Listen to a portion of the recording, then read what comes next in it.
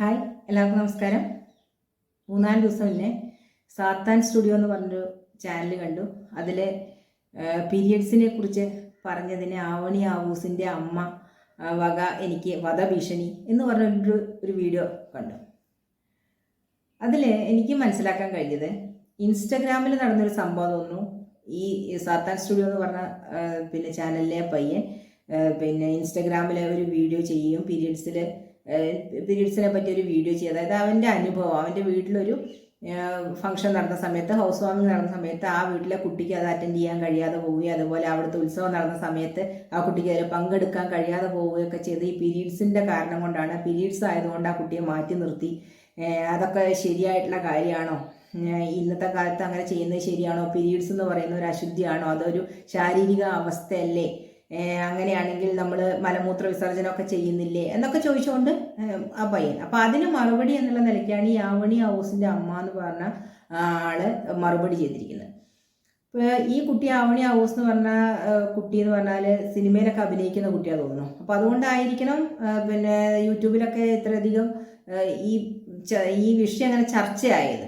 അപ്പം അവര് ഈ പയ്യനെ പറഞ്ഞ് മനസ്സിലാക്കാൻ ശ്രമിച്ചതാണ്. എന്തുകൊണ്ട് ഇങ്ങനെയുള്ള ചടങ്ങുകളിൽ നിന്ന്, അമ്പലത്തിൽ നിന്നൊക്കെ യാർത്തവമുള്ള സ്ത്രീകളെ മാറ്റി നിർത്തപ്പെടുന്നു എന്നുള്ളത് മനസ്സിലാക്കാൻ ശ്രമിച്ചതാണ്. പക്ഷെ പറഞ്ഞു വന്നപ്പോൾ പയ്യനെ ശപിക്കുന്നത് പോലെ ആയിപ്പോയി. അതായത് നിനക്കൊരു മാരക രോഗം പിടിപെടുമ്പോഴേ നിനക്കത് മനസ്സിലാവുള്ളൂ, അപ്പോഴേ നിനക്കതിനെക്കുറിച്ച് അറിയുള്ളൂ എന്നുള്ള തരത്തിലേക്കൊക്കെ ആയിപ്പോയി. അത് അവർ ഉദ്ദേശിച്ചത് വേറെന്തോ ആണ്, പക്ഷെ പറഞ്ഞു വന്നപ്പോൾ അത് മറ്റെന്തോ ആയിപ്പോയി. നമ്മളിപ്പോൾ ശത്രുക്കളാണെങ്കിൽ പോലും ആ ശത്രുക്കൾക്ക് പോലും ഒരു മാരക രോഗം വരണമെന്ന് നമ്മൾ വെറുതെ പോലും പറയില്ല അല്ലേ? അപ്പോൾ ദൈവവിശ്വാസിയായിട്ടുള്ള ഒരു വ്യക്തി അങ്ങനെ പറയുന്നതോട് എനിക്ക് ഒട്ടും യോജിപ്പില്ല. ഒരു ചെറിയ പയ്യനാണ്, ഒരുപാട് ഭാവിയുള്ളൊരു പയ്യനാണ്. അപ്പോൾ ഒരു ശപിക്കുന്നത് പോലെയൊന്നും പറയുന്നത് ശരിയായിട്ടുള്ള കാര്യമല്ല. കാരണം അവൻ ദൈവവിശ്വാസിയല്ല എന്ന് അവൻ തന്നെ പറയുന്നു. അപ്പം അവൻ്റെ വിശ്വാസമാണ് അവൻ്റെ ജീവിതം അല്ലേ? ഓരോരുത്തർക്കും ഓരോ തരത്തിൽ വ്യക്തിപരമായിട്ട് വിശ്വാസങ്ങളും ഒക്കെ ഉണ്ടാവും. അപ്പം അത് അവർ പൊയ്ക്കോട്ടെ, ഇവർക്ക് ഇവരുടേതായ അഭിപ്രായം പറയാനുള്ള സ്വാതന്ത്ര്യം, അത് പറയാമായിരുന്നു. അതിന് വരെ ശപിക്കുന്നത് പോലെയൊക്കെയാണ് പറഞ്ഞത്. അപ്പം അതിൻ്റെ വോയിസ് ഒക്കെ പയ്യെ അവർ വീഡിയോയിൽ ഇട്ടിട്ടുണ്ട്, അവർ വിളിക്കുന്നതും പറയുന്നതും ഒക്കെ ആയിട്ടുള്ള കാര്യങ്ങൾ. അപ്പോൾ ഇവൻ ചോദിക്കുന്നത് അങ്ങനെയാണെങ്കിൽ ആർത്തവമുള്ള സ്ത്രീകൾ ക്ഷേത്രത്തിൽ പ്രവേശിക്കാൻ പാടില്ല എന്ന് പറയുന്നുണ്ടെങ്കിൽ ഈ പറയുന്ന കാക്കയും പൂച്ചയും പാറ്റയും ഈച്ചയൊക്കെ അമ്പലത്തിൽ ഈ അവിടെ ഇവിടെയൊക്കെ ചെന്നിരുന്നിട്ട്, ഇപ്പോൾ മലമൂത്രത്തിലായാലും ബ്ലഡിലായാലും ഒക്കെ ചെന്നിരുന്നിട്ട് അമ്പലത്തിലേക്ക് കയറുന്നില്ലേ? അപ്പോൾ അതെന്താ നിഷിദ്ധമല്ലേ? അത് അശുദ്ധിയല്ലേ എന്ന് ചോദിക്കുന്നുണ്ട്.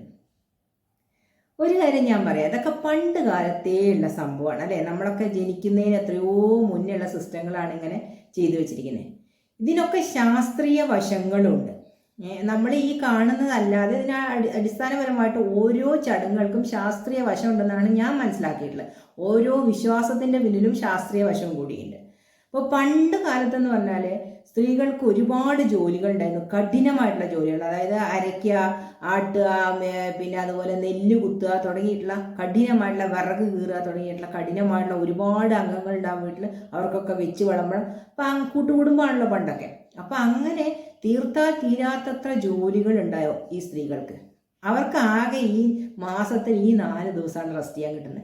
ഈ പീരീഡ്സ് ആവുന്ന സമയത്ത് സ്ത്രീകൾ കഠിനമായ ജോലികൾ ചെയ്യരുതെന്നാണ് പറയുക. ശരീരത്തിന് കൂടുതൽ, കാരണം ബ്ലഡാണല്ലോ പോയിക്കൊണ്ടിരിക്കുന്നത്. നമുക്കറിയാം നമ്മുടെ ശരീരത്തിൽ നിന്ന് ബ്ലഡ് പോകുമ്പോൾ നമുക്ക് എത്ര ക്ഷീണം ഉണ്ടാവും എന്നുള്ളത്.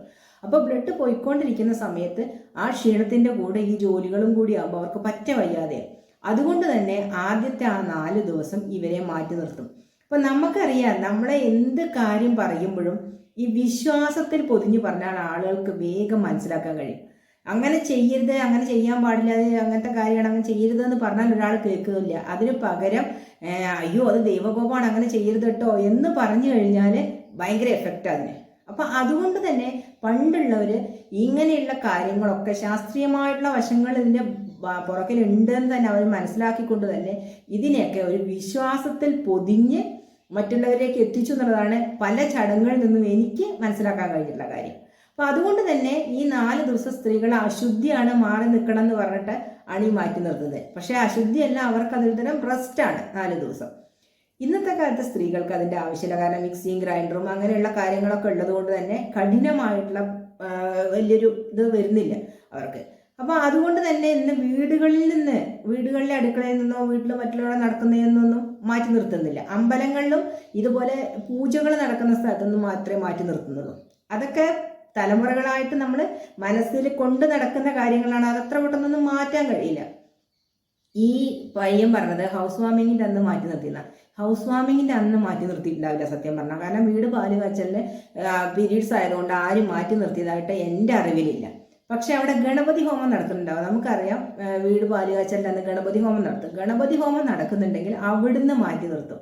ഹോമം നടക്കല്ലേ. ഇപ്പോൾ പണ്ടത്തെ കാലത്തൊക്കെ എന്ന് പറഞ്ഞാൽ പീരീഡ്സ് ആവുന്ന സമയത്ത് തുണിയാണ് ഉപയോഗിച്ചുകൊണ്ടിരുന്നത്. ഇപ്പോഴല്ലേ പാഡും മെൻസ്ട്രുവൽ കപ്പും ഒക്കെ വന്നത്. അപ്പോൾ അതുകൊണ്ട് തന്നെ അന്ന് ഇത് ഓവർഫ്ലോ ആവാൻ സാധ്യതയുണ്ട്. പൂജ നടക്കുന്ന സ്ഥലങ്ങളിൽ അമ്പലങ്ങളിലൊക്കെ പോയി കഴിഞ്ഞ് കഴിഞ്ഞാൽ ഇത് ഓവർഫ്ലോ ആയി താഴെ എങ്ങാനും പോയി കഴിഞ്ഞാൽ അത് അശുദ്ധിയായിട്ട് കണക്കാക്കപ്പെടും. നമുക്കറിയാം കൈ മുറിഞ്ഞ ബ്ലഡ് താഴെ വീണാലും അമ്പലത്തിൻ്റെ ഉള്ളിലാണെങ്കിൽ അത് അശുദ്ധിയായിട്ടാണ് കണക്കാക്കുന്നത്. ഇപ്പോൾ കൊച്ചു കുട്ടികളെയും കൊണ്ടൊക്കെ പോവുകയാണെങ്കിൽ അവർ മൂത്രം ഒഴിക്കാതിരിക്കാൻ വേണ്ടി വേഗം ഇറങ്ങുക നമ്മൾ പാമ്പേഴ്സൊക്കെ ഇട്ടിട്ടുണ്ടാവും, എന്നാൽ പോലും വേഗം ഇറങ്ങുക എന്ന് പറയാം അല്ലെ. കൊച്ചു കുട്ടികളെ കൊണ്ടൊക്കെ വലിയ വലിയ ക്ഷേത്രങ്ങളിലൊക്കെ പോയി കഴിഞ്ഞാൽ അവർ വേഗം തൊഴാൻ അനുവദിക്കുകയും ചെയ്യും. പെട്ടെന്ന് നമ്മൾ അതിൻ്റെ ഉള്ളിൽ നിന്ന് പോരുകയും വേണം.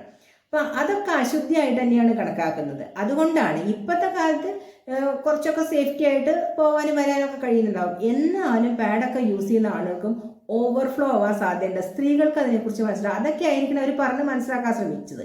അതായത് അവനൊരു പയ്യനാണ്, കല്യാണം കഴിച്ച ആളാണെങ്കിൽ കുറച്ചും കൂടി സ്ത്രീകളുടെ അവസ്ഥ മനസ്സിലാക്കാൻ കഴിയുമായിരിക്കും. പക്ഷേ അതല്ല, അതൊരു കൊച്ചു പയ്യനാണ്. അപ്പോൾ അതുകൊണ്ട് തന്നെ സ്ത്രീകൾക്ക് ഉണ്ടാവുന്ന ശാരീരിക അവസ്ഥകൾ ആ സമയത്ത് എന്തൊക്കെയാണെന്ന് അവന് മനസ്സിലാക്കാൻ കഴിയില്ല.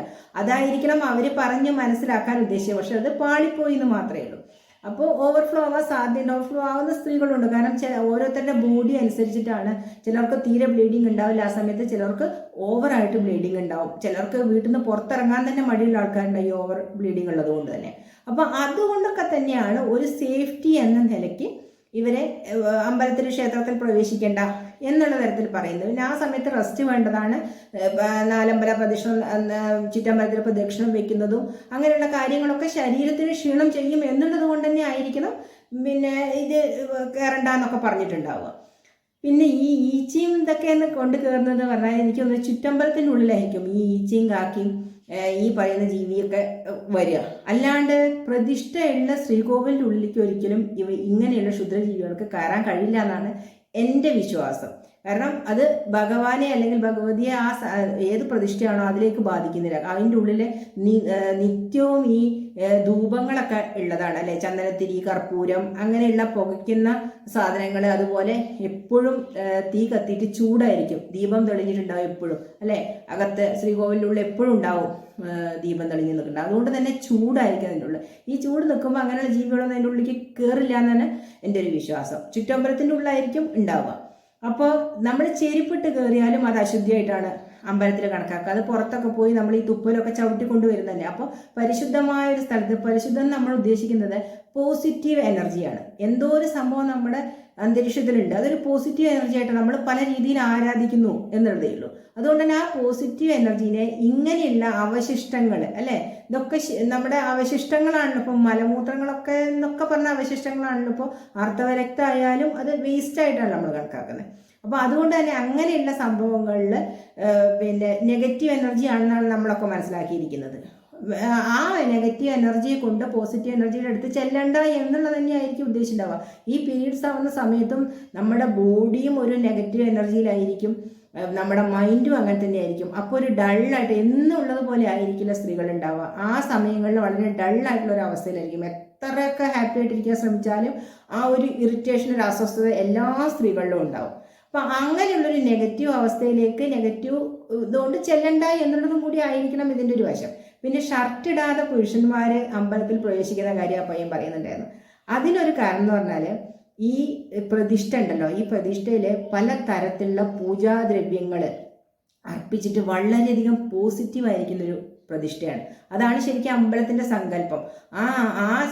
പിന്നെ പ്രതിഷ്ഠയിലുള്ള പോസിറ്റീവ് എനർജി നമ്മളുടെ ശരീരത്തിലേക്ക് പ്രവഹിക്കുന്നു എന്നുള്ളതാണ് അമ്പലത്തിൽ ചെന്ന് തൊഴുമ്പോൾ ഉള്ള വിശ്വാസം. അതാണ് ദേവസങ്കല്പം എന്നാണ് ഞാൻ മനസ്സിലാക്കിയിട്ടുള്ളത്.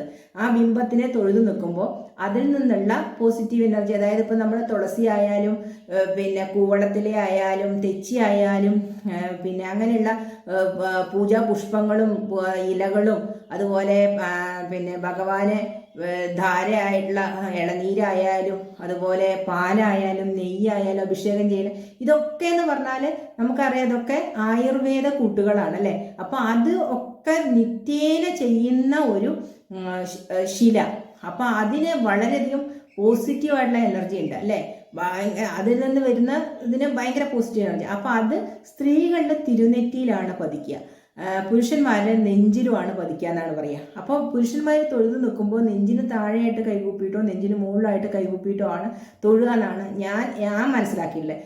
സ്ത്രീകൾക്ക് തിരുനെറ്റിയിലാണ്, അതുകൊണ്ട് തന്നെ അവർക്ക് പ്രശ്നമില്ല. പക്ഷെ പുരുഷന്മാർക്ക് ഷർട്ട് ഇട്ട് പോയി കഴിഞ്ഞാൽ ഈ പോസിറ്റീവ് എനർജി ആവാഹിക്കാൻ കഴിയില്ല എന്നുള്ളൊരു സങ്കല്പമാണ് ഞാൻ മനസ്സിലാക്കിയിട്ടുള്ളത്. എത്രമാത്രം ശരിയാണെന്ന് അറിയില്ല, എൻ്റെ ഒരു പരിമിതമായിട്ടുള്ള അറിവ് അങ്ങനെയാണ് വന്ന് പതിക്കാറുള്ളത്. അപ്പോൾ അതുകൊണ്ടാണ് ഈ ഷർട്ടിന് പകരം ഷോള് പൊതിച്ചിട്ട് പുരുഷന്മാരൊക്കെ പിന്നെ അമ്പലത്തിൽ പോകാറുള്ളത്. അപ്പോൾ ഷോളാകുമ്പോൾ ഈ സെൻറ്റർ ബട്ടൺ ഇടുന്ന പോലെ പൂട്ടിയിരിക്കില്ലോ, നെഞ്ചു ഭാഗം തുറന്നല്ലേ കിടക്കുക.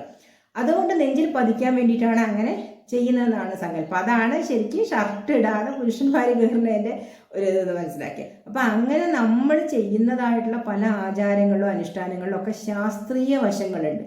ആ ശാസ്ത്രീയ വശങ്ങളും കൂടി ഉൾക്കൊണ്ടുകൊണ്ടാണ് നമ്മുടെ ഈ സമൂഹം ഓരോ ആചാരങ്ങളും അനുഷ്ഠാനങ്ങളും ചെയ്യുന്നതെന്ന് എനിക്ക് തോന്നുന്നു. വളരെ കുറച്ച് പേർക്കൊക്കെ ഇതിനെക്കുറിച്ച് അജ്ഞത ഉണ്ടാവുള്ളൂ, ഇതൊക്കെ അന്ധവിശ്വാസത്തിൻ്റെ രീതിയിൽ എടുക്കുന്ന ആൾക്കാരുള്ളൂ. ശാസ്ത്രീയ വശങ്ങളും കൂടി ഉൾക്കൊണ്ട് ചെയ്യുമ്പോൾ അത് മനസ്സിലാക്കാൻ കഴിയുന്നുള്ളതാണ് എൻ്റെ ഒരു ധാരണ. അപ്പം അതുകൊണ്ട് തന്നെ ഇപ്പോൾ അമ്പലത്തിൻ്റെ ഉള്ളിലുള്ള മന്ത്രജപം ആയാലും ശരി, വേറെ ഇപ്പോൾ പള്ളിയിലുള്ളതായാലും ശരി, എവിടെയുള്ളതായാലും ശരി, അവരുടേതായ ആചാര അനുഷ്ഠാനങ്ങൾക്കൊക്കെ അതിൻ്റേതായിട്ടുള്ള പവിത്രതയും അതിൻ്റേതായിട്ടുള്ള സയൻറ്റിഫിക് ആയിട്ടുള്ള സൈഡ് വശങ്ങളും ഒക്കെ ഉണ്ടെന്നാണ് ഞാൻ മനസ്സിലാക്കിയിട്ടുള്ളത്. അപ്പോൾ രണ്ടു പേർക്കും എവിടേക്കോ തങ്ങളുടേതായിട്ടുള്ള ആശയങ്ങൾ പൊരുത്തപ്പെടാതെ പോയതിൻ്റെ പേരിലൊരു തർക്കമാണ് നടന്നത്.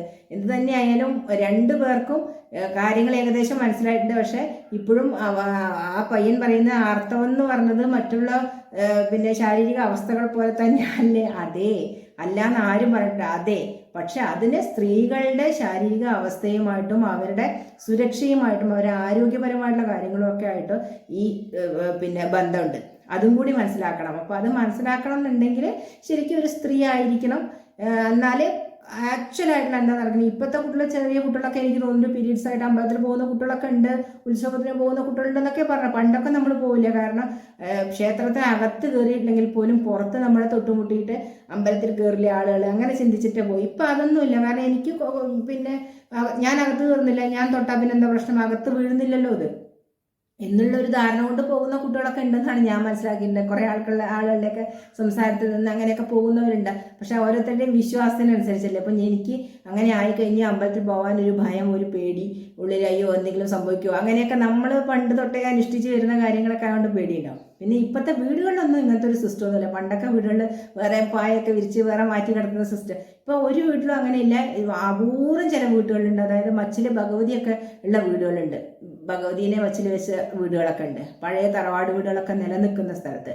അപ്പോൾ അങ്ങനെയുള്ള വീടുകളിലൊക്കെ ഇങ്ങനെ മാറ്റി നിർത്തി കണ്ടിട്ടുണ്ട്. അല്ലാത്ത വീടുകളിലൊന്നും ഒരു ഫംഗ്ഷനിൽ നിന്നും പെണ്ണുങ്ങളെ മാറ്റി നിർത്തിയായിട്ട് ഞാൻ കണ്ടിട്ടില്ല. അവിടെ അങ്ങനെ മാറ്റി നിർത്തിയിട്ടുണ്ടെങ്കിൽ അത് ഈ പറഞ്ഞ പോലെ ഗണപതി ഹോമോ അങ്ങനെ എന്തെങ്കിലും പൂജ എന്തെങ്കിലും നടക്കുന്നുണ്ടാവും. അതുകൊണ്ടാണ് അങ്ങോട്ട് ചെല്ലണ്ട എന്ന് പറഞ്ഞാൽ അതിനെ വേറൊരർത്ഥത്തിൽ ശരിക്കും വ്യാഖ്യാനിക്കേണ്ട കാര്യമില്ല. ഇതൊക്കെ പാരമ്പര്യമായിട്ട് നമ്മുടെ സിസ്റ്റത്തിലുള്ളത് തന്നെയാണ്. നല്ല അർത്ഥത്തിൽ എടുക്കുകയാണെങ്കിൽ എല്ലാം നല്ലതാണ്. അല്ല നെഗറ്റീവായിട്ട് എടുക്കുന്നവരാണെങ്കിൽ അവർക്കും അവരുടേതായിട്ടുള്ള വിശ്വാസങ്ങളായിട്ട് പോകാം. ആരും ഒന്നും അടിച്ചേൽപ്പിക്കുന്ന ഒരു കാലഘട്ടമല്ലല്ലോ നമ്മുടേത്. എൻ്റെ വിശ്വാസം എനിക്ക് അത്രയേ ഉള്ളൂ. അപ്പോൾ അതുകൊണ്ട് തന്നെ ഇതിങ്ങനെ കണ്ടപ്പോൾ പറയണം തോന്നി. എൻ്റേതായിട്ടുള്ള ഒരു അഭിപ്രായം എത്രമാത്രം ശരിയാണെന്ന് എനിക്കറിയില്ല.